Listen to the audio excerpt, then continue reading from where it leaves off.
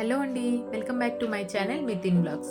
ఈరోజు రాగి సంగటి విత్ చికెన్ కర్రీని ఏ విధంగా చేసుకుంటారో చూద్దాం.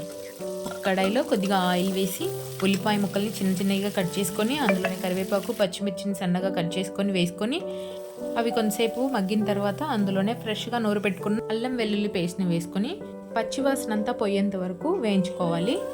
రాగి సంగటి విత్ చికెన్ కర్రీ చాలా బాగుంటుంది. ఎవరైనా తినకుండా ఎప్పుడు ట్రై చేయకుండా ఉంటే డెఫినెట్గా ట్రై చేయండి, చాలా బాగుంటుంది. ఇప్పుడు అల్లం వెల్లుల్లి పేస్ట్ వేసిన తర్వాత ఆ పచ్చివాసన అంతా పోయిన తర్వాత టమాటా ముక్కల్ని అందులోకి యాడ్ చేసుకోవాలి. అది కూడా మగ్గించిన తర్వాత 1/2 kg చికెన్ని, నేనైతే ఇక్కడ 1/2 kg తీసుకున్నాను, 1/2 kg చికెన్ని వేసి వాటర్ ఏమీ యాడ్ చేయకుండా 5 to 10 minutes మీడియం ఫ్లేమ్లో ఉడకనివ్వాలి. మధ్య మధ్యలో కలుపుతూ మీడియం టు హై ఫ్లేమ్లో మంటని అడ్జస్ట్ చేసుకుంటూ కలుపుకుంటూ ఉండాలి. ఇప్పుడు అందులోకి టేస్ట్కి సరిపడినంత ఉప్పుని కూడా మనం యాడ్ చేసుకొని కొద్దిగా పసుపు, కారం అన్నీ కూడా ఈ స్టేజ్లోనే మనము యాడ్ చేసేసి ఒక 5 to 10 minutesని కుక్ చేయాలన్నమాట. ఇప్పుడు నేను ఇందులో బంగాళదుంపల్ని కూడా యాడ్ చేశాను. ఇది మీకు ఆప్షనల్ అండి, మీకు నచ్చితే వేసుకోండి, లేకపోతే లేదు.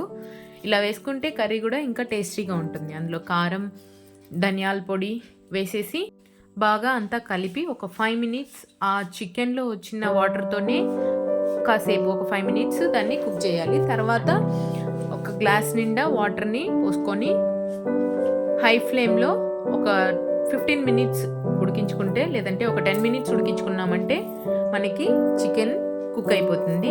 లాస్ట్లో కొద్దిగా సన్నగా కట్ చేసి పెట్టుకున్న కొత్తిమీరని వేసుకొని దించే ముందు చికెన్ మసాలాని యాడ్ చేసుకుంటే చికెన్ కర్రీ రెడీ అయిపోతుంది. చికెన్ కర్రీలోకి రాగి సంగటి అనేది డెడ్లీ కాంబినేషన్ అండి.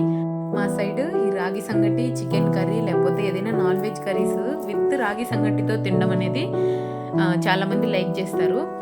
ఇంకా సర్వింగ్ బౌల్లోకి తీసుకొని రాగి సంగటితో సర్వ్ చేసుకుంటే చాలా టేస్టీగా ఉంటుంది. మీలో ఎవరైనా ట్రై చేయకపోతే డెఫినెట్గా ట్రై చేసి చూడండి. కొంతమంది సంగటి తినడానికి కూడా ఇష్టపడుతుంటారు. అలాంటి వాళ్ళు కూడా ఈ విధంగా చేసుకొని తిని చూడండి ఒకసారి, చాలా బాగుంటుంది. ఇది వేడిగా ఉన్నప్పుడే తింటే చాలా బాగుంటుంది. ఆరిపోయిన తర్వాత కంటే వేడిగా ఉన్నప్పుడే చాలా బాగుంటుంది. ఈ వీడియో కానీ మీకు నచ్చినట్టయితే ప్లీజ్ లైక్ చేయండి, షేర్ చేయండి. అన్ని ఇంట్రెస్టింగ్ వీడియోస్ కోసం మా ఛానల్ని సబ్స్క్రైబ్ చేసుకోండి. మా ఛానల్ని కొంచెం సపోర్ట్ చేయండి please. Thank you for watching. Thank you.